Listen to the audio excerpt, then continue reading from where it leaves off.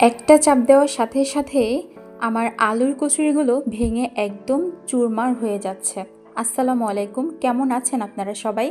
প্রথমে একটা বাটিতে আমি নিয়ে নিচ্ছি 1 কাপ আটা, সাথে দিয়ে দিচ্ছি স্বাদমতো লবণ।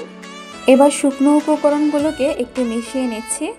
এরপর দিয়ে দিচ্ছি রান্নার রেগুলার সয়াবিন তেল। আমি এখানে 2 টেবিল চামচ ব্যবহার করেছি।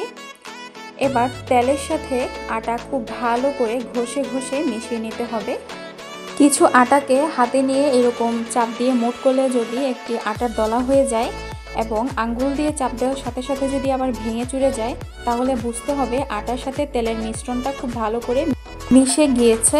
এরপর নর্মাল টেম্পারেচারে থাকা পানি দিয়ে একটি স্মুথ ডো তৈরি করে নিতে হবে। ডো খুব বেশি শক্ত কিংবা খুব বেশি নরম হবে না।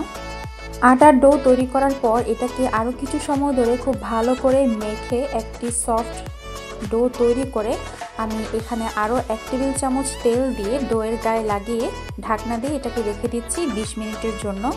ওকে রেস্টে রেখে দিয়ে আমি একটা প্যান বসিয়েছি চুলায়। প্যান গরম করে আমি এখানে দিয়েছি 2 টেবিল চামচের মতো তেল। তেল গরম হওয়ার পর আমি এখানে দিয়েছি একটি তেজপাতা, 1 টুকরো দারুচিনি এবং একটি এলাচ।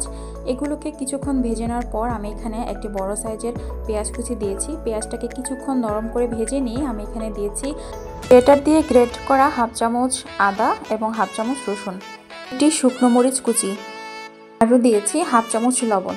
এবার এগুলোকে খুব ভালো করে কিছুক্ষণ নেড়ে চেড়ে মিশিয়ে নিয়ে আমি এখানে দিয়েছি 1/2 চামচ হলুদ গুঁড়া, 1/2 চামচ লাল মরিচের গুঁড়া এবং 1/2 চামচ ধনিয়া গুঁড়া। মশলাগুলোকে একটু ভালো করে নেড়ে চেড়ে মিশিয়ে নিয়ে আমি এখানে দিয়ে দিয়েছি আগে থেকে সিদ্ধ করে রাখা আলু। আমি 2টা আলুকে আগে থেকে সিদ্ধ করে রেখেছিলাম। এবার আলুর সাথে মশলাগুলোকে খুব ভালো করে নেড়ে চেড়ে মিশিয়ে নিতে হবে। আলুর এই পুরটা যত বেশি মজাদার হবে, কচুরি খেতে তত বেশি ভালো লাগবে, তাই একটু সময় নিয়ে এই আলুর মিশ্রণটাকে রেডি করতে হবে।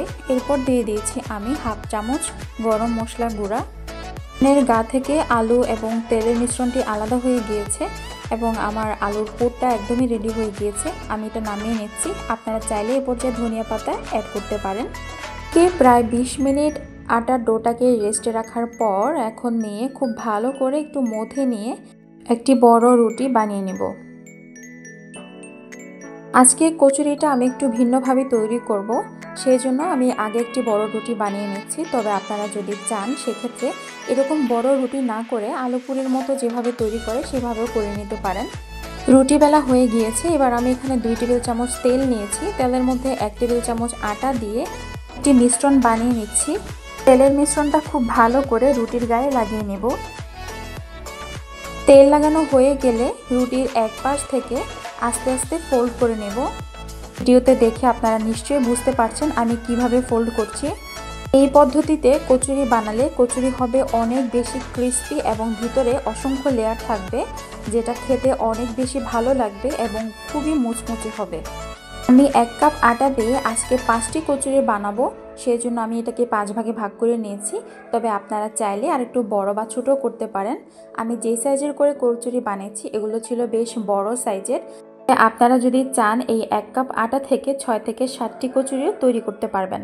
এবার একটা লেচি নিয়ে তার উপর অল্প কিছু আটা ছিটিয়ে পুরির মতো করে একটি রুটি বানিয়ে নেব। বেশ মোটা একটি রুটি বানানো হয়েছে, আপনারা ভিডিওর স্ক্রিনে দেখতে পাচ্ছেন। আর রুটির চারপাশটা আমি হাত দিয়ে একটু চেপে চেপে পাতলা করে দিচ্ছি, যাতে মাঝখানের অংশটা মোটা থাকে। এই চারপাশ যদি একই সমান থাকে তাহলে পুর দেওয়ার পর যখন চারপাশ থেকে রুটির সাইডগুলো এনে ভাঁজ করব, অর্থাৎ কচুরির মুখটা যখন বন্ধ করব, সেই ক্ষেত্রে সাইড থেকে আনা অংশগুলো অনেক বেশি মোটা হয়ে যাবে এবং মাঝখানের অংশটা পাতলা হয়ে যাবে। এতে করে ভাজার সময় বা বেলার সময় ভিতর থেকে পুর বেরিয়ে যেতে পারে। আপনারা ভিডিওতে দেখে হয়তো খুব ভালো করে বুঝতে পারবেন। এবার আমি রুটির ভিতরে আমার পছন্দ মতো পুর দিয়েছি। পুর দিয়ে সাইডগুলো খুব ভালো করে আমি আস্তে আস্তে করে লাগিয়ে নিচ্ছি। আমাদের কচুরির মুখ বন্ধ করা হয়ে গিয়েছে। এবার হাতের তালুতে নিয়ে হাত দিয়ে চেপে চেপে একটি কচুরি বানিয়ে নিচ্ছি। আমার কাছে একটু বেশি মোটা মোটা লাগছে, তাই আমি এবার একটু হালকা করে বেলে নিয়েছি। পুরিটা কেমন পুরুত্বের হবে সেটা নিশ্চয়ই দেখতে পেয়েছেন। মাশাআল্লাহ, খুব সুন্দর একটি পুরি হয়েছে এবং যে ভাঁজগুলো ছিল ভাঁজগুলো দেখা যাচ্ছে। এভাবে করে আমি আরেকটা কচুরি বানিয়ে নিচ্ছি। এবার এই কচুরিটা আপনাদেরকে না বেলে দেখাচ্ছি। এগুলো চাইলে বেলে নিতে পারেন, আবার না চাইলে এরকম হাত দিয়ে চেপে চেপেও কচুরির শেপটি দিয়ে দিতে পারেন। আমার সবগুলো কচুরি বানানো হয়ে গিয়েছে এবং সবগুলো হয়েছে একই সাইজের। কচুরিগুলোকে এই পর্যায়ে ফ্রোজেন করা যাবে। এবার চুলায় একটি প্যান বসিয়েছি। প্যানটা গরম হওয়ার পর আমি এখানে কচুরি ভাজার জন্য পর্যাপ্ত পরিমাণ তেল দিয়েছি। তেলটা মোটামুটি গরম হয়ে এলে আমি এখানে কচুরিগুলো দিয়ে দিচ্ছি। মিডিয়াম হিটে কচুরিগুলো ছাড়তে হবে। চুলার জাল লো টু মিডিয়ামের মাঝামাঝি রেখে কচুরিগুলোকে সময় নিয়ে উল্টে পাল্টে ভেজে নিতে হবে। এই কচুরিগুলো ভাজতে প্রায় 7 থেকে 8 মিনিট সময় লাগবে। হাই হিটে কচুরিগুলো ভাজা যাবে না, এতে করে উপর থেকে খুব দ্রুত কালার চলে আসবে, ভিতরে কাঁচা থেকে যাবে। আমার কচুরিগুলো হয়ে গিয়েছে, আমি এবার উঠিয়ে নিচ্ছি। বাকি কচুরিগুলো একইভাবে ভেজে নিচ্ছি। এভাবে করে আমার সবগুলো কচুরি বানানো হয়ে গেছে। ঘরে থাকা অল্প কিছু উপকরণ দিয়ে খুব অল্প সময়ে ঝটপট সকাল বিকালের নাস্তা কিংবা অতিথি আপ্যায়নের জন্য আপনারা এই কচুরিগুলো বানাতে পারেন। এইভাবে কচুরি বানালে আপনাদের কচুরিগুলো হবে বাইরে থেকে অনেক বেশি ক্রিস্পি এবং মুচমুচে। ঘরে থাকা অল্প কিছু উপকরণ দিয়ে এভাবে কচুরি বানিয়ে নিলে আপনাদেরকে আর দোকান থেকে কিনে খেতে হবে না। এবার আপনাদেরকে একটা কচুরি ভেঙে দেখাচ্ছি ভিতরে কিরকম হয়েছে। মাশাআল্লাহ, খুবই বেশি মজাদার ছিল এই কচুরিগুলো। আপনারা চাইলে আমার রেসিপি ফলো করে খুব সহজেই বাসায় কচুরি তৈরি করতে পারেন। আর এক হাত দিয়ে একটি কচুরি ভেঙে দেখাচ্ছি। দেখেন, একটি চাপ দেওয়ার সাথে সাথে কচুরিগুলো ভেঙে চুরে গেছে এবং প্রত্যেকটি লেয়ার আলাদাভাবে বোঝা যাচ্ছে। গরম গরম এই কচুরিগুলো সস দিয়ে অথবা সস ছাড়াও পরিবেশন করতে পারেন। শীতের দিনে তো এরকম গরম গরম কচুরি হলে আমার খুব ভালোই লাগে। আপনারা কারা কারা এরকম গরম গরম কচুরি খেতে পছন্দ করেন, চাইলে আমাকে কমেন্ট করে জানাতে পারেন। চেষ্টা করেছি খুব সহজভাবে আপনাদের সাথে কচুরির রেসিপিটি শেয়ার করার জন্য।